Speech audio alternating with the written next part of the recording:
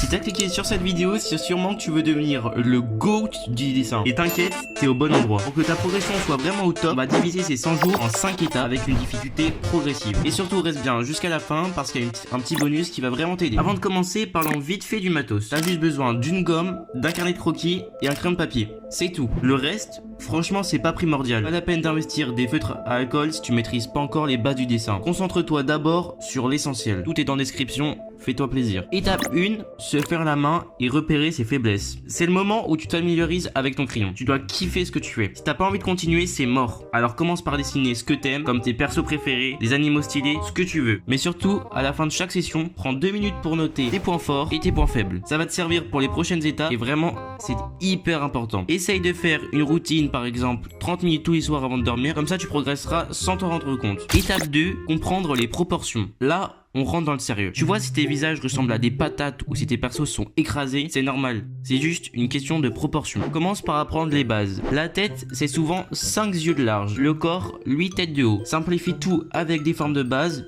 Cube, sphère, cylindre. Utilise des modèles que ce soit des photos ou des poses 3D et sois régulier. C'est l'étape qui va vraiment te faire décoller. Je te conseille de regarder cette vidéo, c'est vraiment une pépite pour apprendre. Étape 3, maîtriser les ombrages. Félicitations, t'es déjà dans le top 40% des dessinateurs en herbe. Maintenant, on va donner du volume à tout ça. Prends un objet, pose une lampe à côté et dessine-le avec ses ombres. Fais ça tous les jours et tu vas commencer à comprendre comment la lumière fonctionne. Et c'est ça qui va donner vie à tes dessins. Si tu veux aller plus loin, je te conseille ce livre, une pépite pour apprendre les ombrages comme un pro. Étape 4, l'anatomie. Tu veux dessiner Goku ou Eren, mais ça ressemble à un spaghetti musclé, il est temps de bosser l'anatomie. Chaque jour, choisis une partie du corps, main, pied, torse, etc. Dessine-la sous plusieurs angles. C'est vraiment pas fun au début, mais ça va faire la différence. Je te mets en description une vidéo qui m'a grave aidé pour ça. Franchement, c'est le moment où tu passes dans la cour des grands. Étape 5, la perspective. C'est ici que son dessin prend de la profondeur. La perspective, c'est ce qui te permet de créer des vraies scènes crédibles et dynamiques. Commence encore une fois par les bases. Ne va pas trop vite. Faut que tu commences par la perspective à un point de fuite, puis 2,